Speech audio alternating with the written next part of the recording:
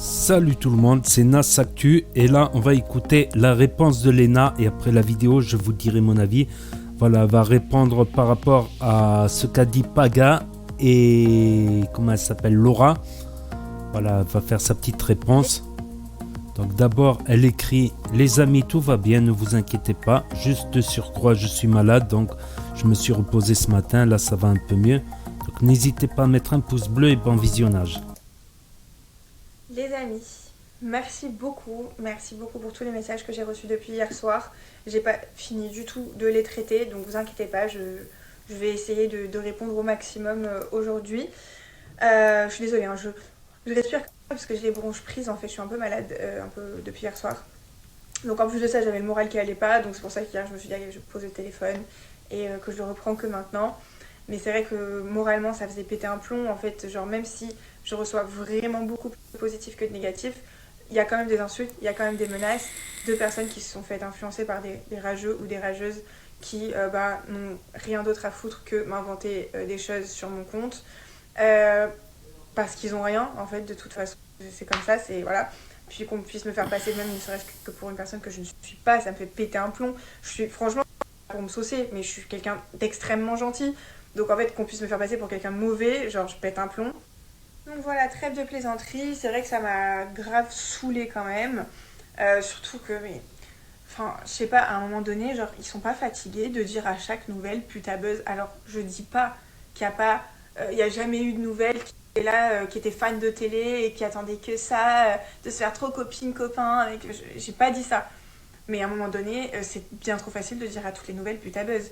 Oh, les gars, n'oubliez pas un truc, c'est que vous partez de quelque part. Donc vous étiez vous aussi des putain buzz. La plupart, sans vos histoires de coucherie, de trucs, de tromperie, il y en a pas un qui serait là où il en est aujourd'hui. Parce que c'est pas. Enfin, ce que je veux dire, ils ont pas tous un talent incroyable. Non. Faut aussi ne pas cracher dans la soupe qu'on a bu. Voilà. Et qu'on vienne pas me dire que moi, Léna, j'attaque les gens. Non, Léna, juste, elle rétablit des vérités. Quand je vois quelque chose en story où on m'attaque, bah, je me défends. Ça me paraît assez logique, en fait. Et quand je vois un épisode où, bah, style, il y a un passage important que vous n'avez pas vu, bah, je vous en parle. Et encore que, franchement, il y a beaucoup de passages qui manquaient, dont je ne vous ai pas forcément parlé, parce que, bah, après, sinon, on va dire que je parle trop. Mais exemple, avant la soirée là où on est tous déguisés, j'ai pris extrêmement cher dans la journée, mais extrêmement cher, c'est-à-dire que je fumais ma clope toute seule sur la terrasse et j'avais tous les gens de la villa devant moi en train de me dire tu n'es pas sincère avec Ilan parce que tu ne l'embrasses pas. Voilà. Ça, voilà, j'en ai pas parlé. Mais si vous voulez que je parle de choses, bah, je parle de choses. Mais après, il faudra pas dire Léna, elle parle trop. Voilà, bah pour moi, ce moment-là de l'aventure, ça a été mon pire moment de l'aventure. Parce que vous imaginez pas d'être toute seule face, bah, comme j'ai pu le voir sur les réseaux, Léna contre le reste de la baraque. Voilà. Et à ce moment-là, ma meilleure amie de l'aventure, à qui je parlais très souvent d'Ilan, n'était même pas là pour dire ouais, non, mais vous êtes malade et tout, machin, non, mais d'où elle est pas sincère avec lui, elle a le droit de prendre son temps et tout. Non, j'ai été obligée de la regarder, lui faire gros yeux, lui dire, mais tu peux leur dire, s'il te plaît? Tu peux leur dire que je te parlais d'Ilan tous les soirs, etc. Oui, c'est vrai, elle lui parlait d'Ilan. Hein. Elle me parlait d'Ilan. Donc, bref, ça, de toute façon, il y a plein d'exemples comme ça, mais bon, c'est pas grave. Et ensuite, pareil, encore une fois, et après, terminé. Qu'on vienne pas me dire que je fais la Calimero, que je suis toujours en train de me dédouaner, etc. La vérité, je vous dis tout. J'ai assumé ce que j'avais fait de mal. Effectivement, j'aurais jamais dû faire ce fucking jeu de séduction avec l'autre fion. Je suis d'accord. Oula, le filtre il a bugué. Il y avait Monsieur Fion et Madame Fionn. Madame Fionn, j'ai essayé de discuter avec elle à maintes reprises pour lui expliquer les vraies choses, exactement ce qui s'est passé. Bien évidemment, elle n'en avait rien à cogner puisqu'elle savait très bien ce qu'elle avait manigancé.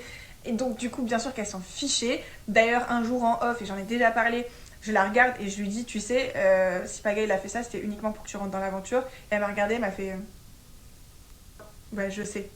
Mais bien sûr qu'elle savait. Donc, bref, ça, je leur laisse. Ce ne sont pas des acteurs, bien évidemment que non. Ce sont de gentilles petites personnes.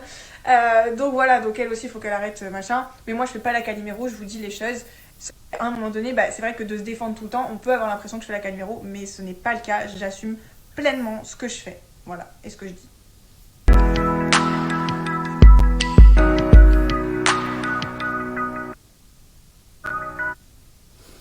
Donc voilà, Elle dit qu'elle assume tout ça. C'est sa réponse.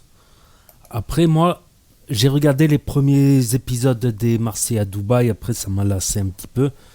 Mais c'est vrai que dès le premier jour, la première heure, elle a fait du rentre-dedans à Paga. Paga qui a dit qu'il était en couple virtuel avec une fille qui est aux États-Unis. Donc il ne savait pas trop où il en était, tout ça. D'ailleurs, même le premier défi qu'ils ont fait, le premier travail qu'ils ont fait, c'était faire du mannequinat, faire des photos de couple. Et c'était Léna et Paga, comme par hasard. Et c'était Léna qui était plus entreprenante pour faire des photos sensuelles de couple. Tandis que Paga, on le voyait raide comme un manche à balai. Peut-être qu'il tenait à sa copine des États-Unis, en fait. Et ça, c'est une vérité. Et parce que Léna, au départ, dans les premiers épisodes, je me suis dit, ça a l'air d'être une fille gentille quand même. Ça n'a pas l'air d'être une fille méchante non plus. Mais c'est vrai que maintenant, avec le recul, quand même, elle a fait pas mal de rentre-dedans. Mais après, c'était qui avait fait avec eux? Il me semble que c'était... comment elle s'appelle? L'autre est Thibaut et sa femme. Donc, et il faisait comprendre qu'il fallait qu'il soit super sensuel pour que les photos ressortent bien et que le travail soit validé. Parce que si un travail n'est pas validé, tu te fais virer de l'aventure. C'était ça les règles du jeu. Donc ils te font comprendre déjà indirectement qu'il faut être sensuel, qu'il faut faire des histoires de ham-ham et pas mal de clash pour rester dans l'aventure. Et c'est ça qui est dommage dans les télé-réalités. C'est ça qui est dommage. Voilà, que ça soit basé que sur des histoires de ham-ham et de l'embrouille. Voilà. Alors que Zama, c'est les plus gentils du monde, tout ça.